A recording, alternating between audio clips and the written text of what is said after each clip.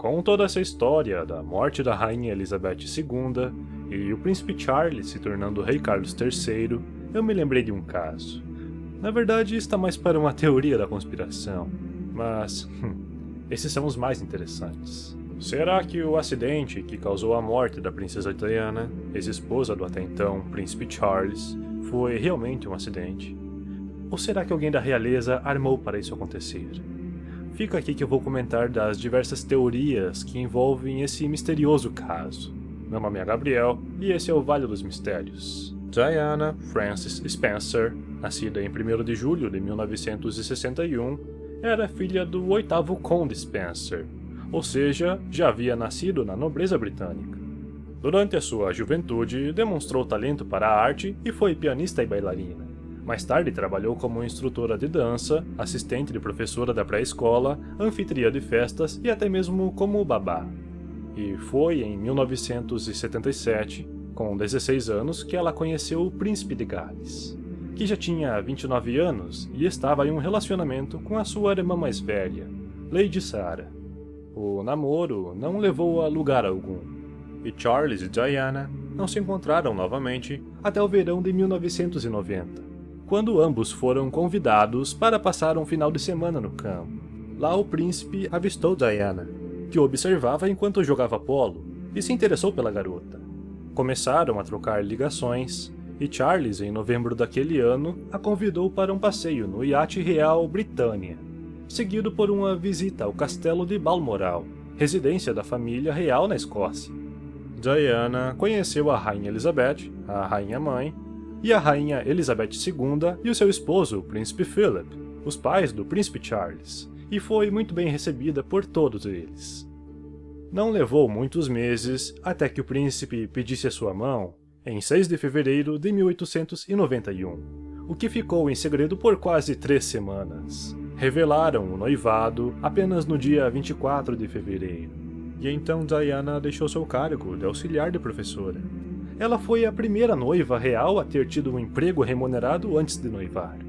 Os dois se casaram em 29 de julho de 1981, quando a princesa tinha 20 anos. O casamento foi um evento gigante, direito à transmissão televisiva mundial, e só o vestido custou aproximadamente 9.000 libras esterlinas, equivalente a 35.000 libras esterlinas hoje em dia, algo em torno de 200 mil reais. Baratinho.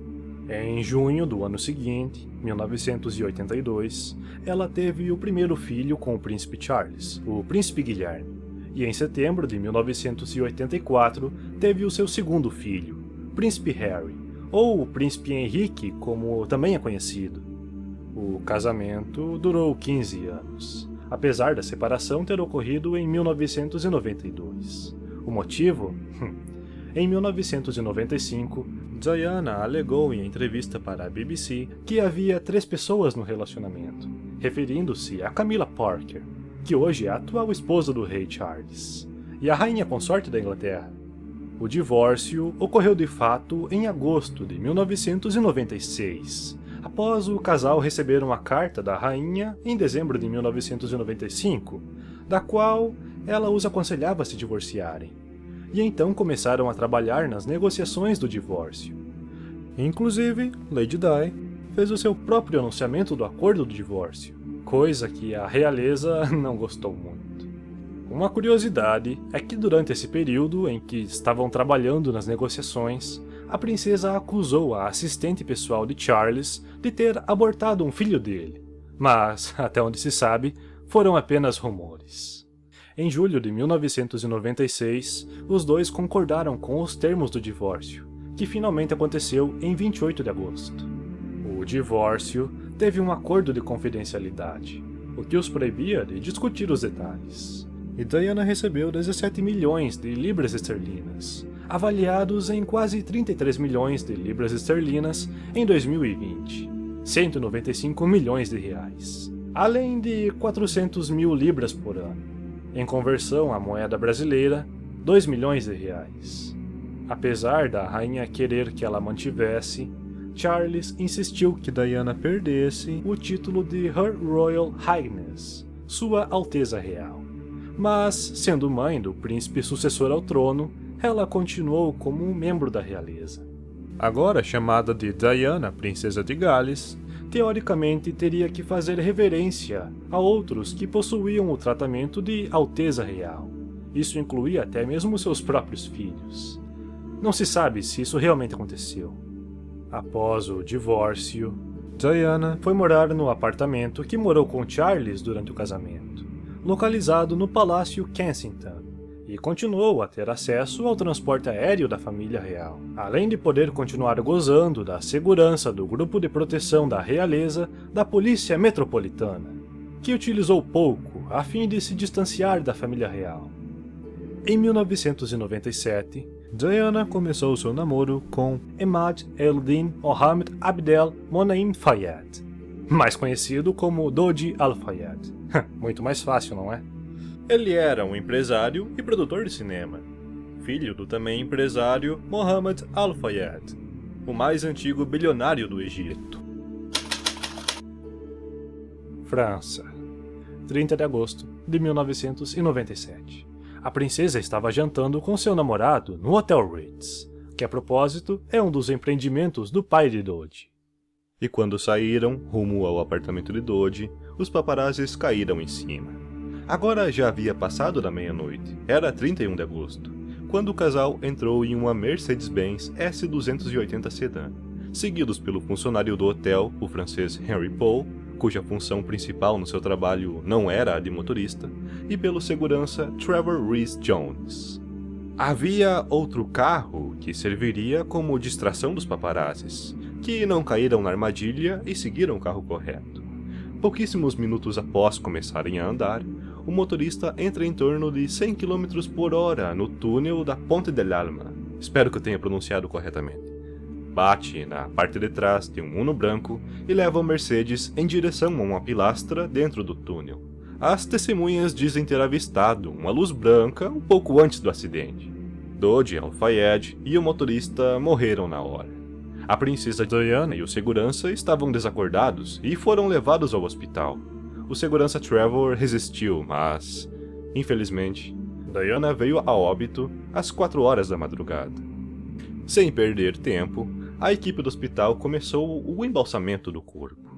Fazia muito calor naquele dia, e o motivo dado foi de que o corpo não poderia ficar exposto àquelas condições climáticas.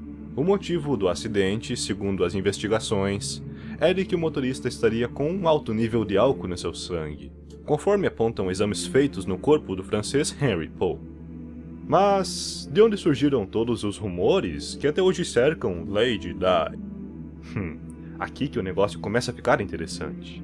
Alguns fatos contribuíram para a desconfiança de que talvez o acidente não tenha sido apenas um acaso, como por exemplo a ambulância ter demorado para chegar. Começaram então as teorias. A primeira diz que Diana estava grávida, e que o príncipe Charles tinha ordenado a sua morte, pois o sucessor ao trono teria um meio-irmão muçulmano. Além da morte da princesa, contribuir para uma maior aceitação do público com o novo casamento do príncipe Charles. O fato de terem embalsado o corpo faz teóricos da conspiração imaginarem que talvez essa tenha sido uma maneira de prevenir possíveis exames de gravidez. Mas talvez o que mais deu forças para as teorias surgirem foi a carta que Diana escreveu para seu mordomo em outubro de 93, 10 meses depois de ter anunciado seu rompimento com Charles. Nessa carta, ela escreveu o seguinte parágrafo: "Essa fase específica da minha vida é a mais perigosa. Meu marido está planejando um acidente no meu carro. Falha nos freios e ferimentos graves na cabeça para deixar o caminho livre para que ele se case com Tiggy. Camila não passa de uma isca. Então todos estamos sendo usados pelo homem, em todos os sentidos da palavra." Tiggy era a assistente de Charles, que Diana havia acusado de ter abortado seu filho. Mas uma mulher chamada Lúcia Flecha da Lima, que era a esposa de um embaixador do Brasil em Londres, e também uma das melhores amigas de Diana, diz que a princesa nunca demonstrou medo e que a carta poderia muito bem ter sido escrita pelo mordomo que a recebeu. Pessoalmente, o pai de Dodi acreditava que o príncipe Philip havia ordenado à MI6, agência de inteligência do governo britânico, a matar o casal, alegando que eles não aceitariam que a mãe do príncipe sucessor ao trono pudesse se casar com um muçulmano, ou talvez se tornar uma. Houveram inquéritos para investigar a suposta armação para o acidente. E em 2008, um ex-espião do MI6, chamado Richard Tomlinson, depôs e alegou que as circunstâncias do acidente eram muito similares a um plano para assassinar um nacionalista sérvio radical. Esse plano havia sido apresentado por outro agente secreto em 1992. Richard diz que a vítima seria o líder sérvio Slobodan Milošević. O homem, que não teve o nome divulgado, que teria sido o responsável por ter mostrado os documentos para Richard Tomlinson, foi chamado para depor. E afirmou que o plano realmente existiu, mas que não foi aceito pelos seus superiores e foi destruído. E que a vítima não era Slobodan Milošević, e sim alguém radical, que ele não quis identificar, que pudesse chegar ao poder na Sérvia e derramar sangue. Mas isso é outra história. O fato é de que Richard Tomlinson detalhou o plano, que era envolver a vítima em um acidente de carro em um túnel, ofuscando o motorista com um flash de luz. Lembram que eu disse que as testemunhas haviam avistado uma luz branca pouco antes do acidente? Então, bom, novamente, o agente que arquitetou esse plano nega o envolvimento de um túnel. Agora, sobre o acidente de Diana, o ex-agente Richard Tomlinson propôs a ideia de que talvez o próprio motorista de carro fosse um agente secreto da MI6. Ele diz ter visto nas folhas de pagamento um francês que trabalhava no Hotel Ritz. Se essa teoria estiver certa, isso explicaria por que ele estaria dirigindo naquele dia, sendo que a sua função principal não era essa. Mas, acima de tudo, explicaria a misteriosa série de 7 depósitos de 4.000 libras esterlinas cada em seu nome nos meses que antecederiam o acidente. As investigações afirmam que ele possuía um valor total de 43.000 libras esterlinas em suas contas bancárias. Claro que o plano não envolveria ele falecer junto, mas os exames não mostram que ele estava bêbado? Talvez sim, e o resto seja apenas teoria. Ou isso poderia ser uma tática do governo para mascarar a armação, usando os exames de outra pessoa. Além disso, câmeras de segurança mostram Paul atando os cadarços sem perder o equilíbrio. E outras testemunhas diziam ter visto ele agindo normal, não parecia estar alterado. Seja como for, até hoje não houve nenhuma comprovação da ligação da família real britânica com o acidente do dia 31 de agosto de 1997. Mas que há elementos suspeitos nesse caso, não há como negar. Espero que tenham gostado do vídeo e até a próxima.